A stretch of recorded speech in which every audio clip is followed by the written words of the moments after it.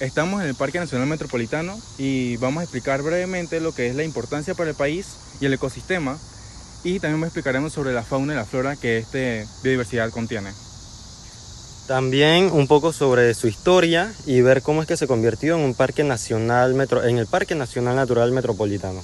También hablaremos un poco sobre sus senderos.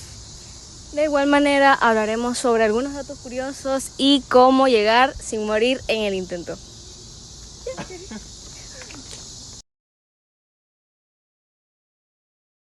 El Parque Natural Metropolitano es un área protegida que pertenece a la categoría de Parque Nacional. Este fue establecido mediante la Ley 8 del 5 de julio de 1985 y se ubica en Ancón, al final de la avenida Juan Pablo II. Para llegar hay dos opciones. Desde el área este, en las estaciones Cincuentenario o San Miguelito, hay que tomar el bus Ricardo J. Alfaro, Juan Pablo II, y nos dejará exactamente frente a este parque. O desde la estación Albrook, tomar el avenida Ricardo J. Alfaro, bajarnos en el domo de la Universidad de Panamá y caminar 15 minutos.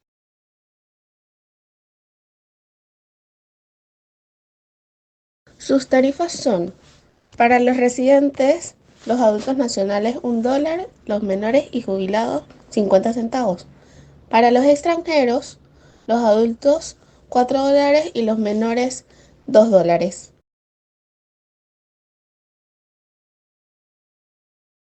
Nosotros nos encontramos aquí en la oficina central, el centro visitante del Parque Natural Metropolitano. Cuenta con 6 senderos. De los 6 senderos solamente se conectan 5 entre sí, que se encuentran en la parte de atrás de la oficina.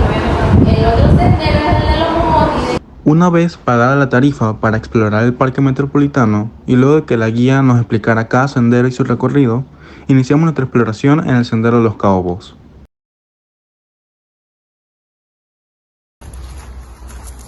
El sendero de los Caobos se llama así ya que dentro de este sendero podemos encontrar majestuosos ejemplares de la especie del caoba.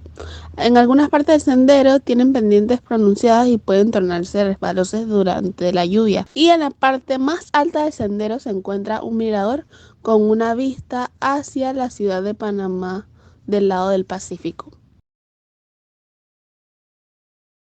En este punto llegamos al mirador Los Caobos, con una altitud de 82 metros sobre el nivel del mar, en el que pudimos visualizar la ciudad de Panamá.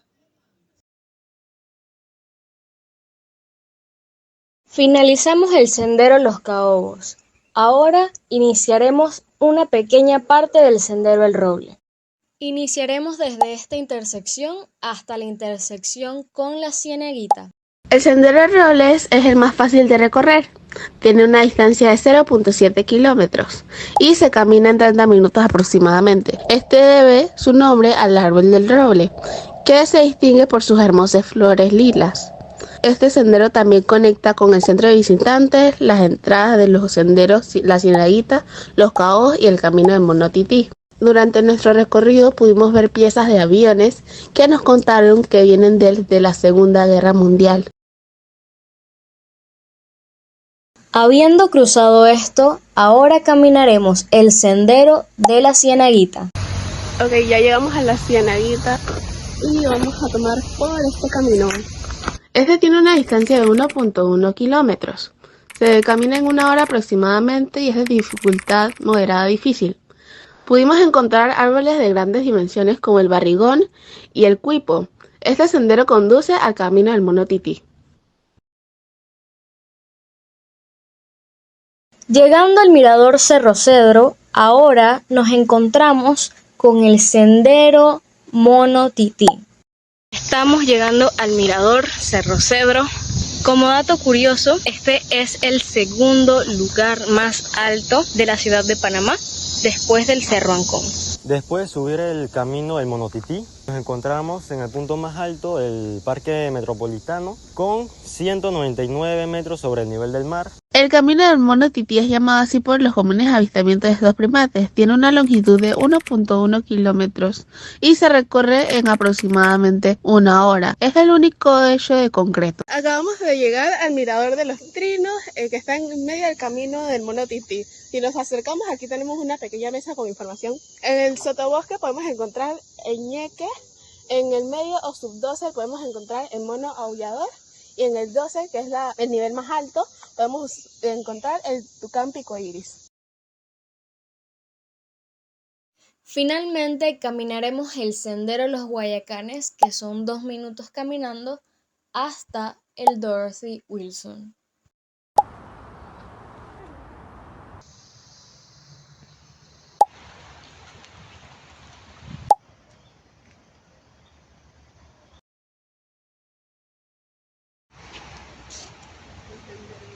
Vamos pues.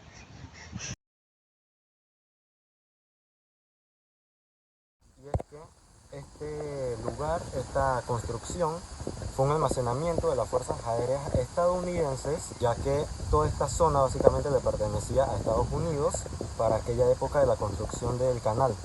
Y es que esto nos dice mucho de la historia del Parque Metropolitano, que tiene mucha historia, muy antigua, incluso se puede remontar a la época precolombina, donde se utilizaba como vía para transportar el oro que venía de Sudamérica.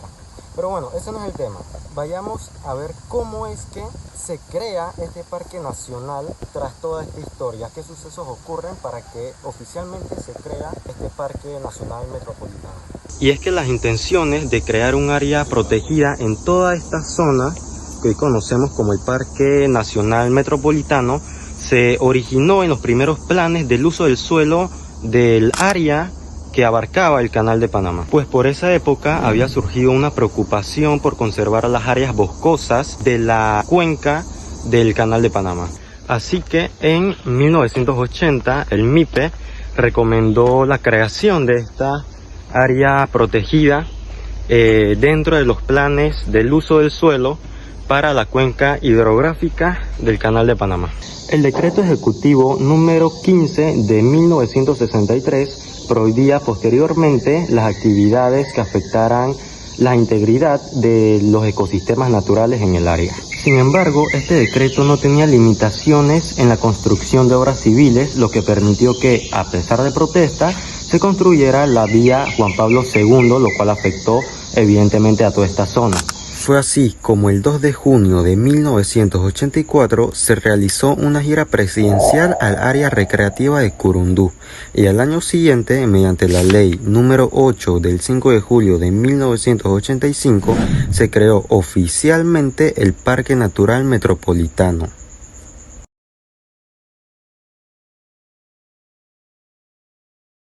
Estas eran las oficinas y depósitos del búnker del castillo. El búnker del castillo era el taller. En los otros senderos pudimos visualizar algunas piezas y motores que dejaron quienes estuvieron en esta administración. Por ejemplo, estas que vemos aquí. Otro dato que podemos mencionar es la grúa dosel, la primera construida en la ciudad de Panamá en 1990, bajo el Smithsonian. Además, esta grúa alcanza 80 especies de árboles y lianas en un bosque estacionalmente seco. Es utilizada para fines de educación ambiental y turismo. El Parque Nacional Metropolitano es un área de conservación y biodiversidad. También es hogar de distintas especies de fauna y flora, que la mayoría están en peligro de extinción. Es por eso que es una de las zonas que está protegida. También esta área es importante ya que regula el clima en el país y más específico en esta zona de la ciudad.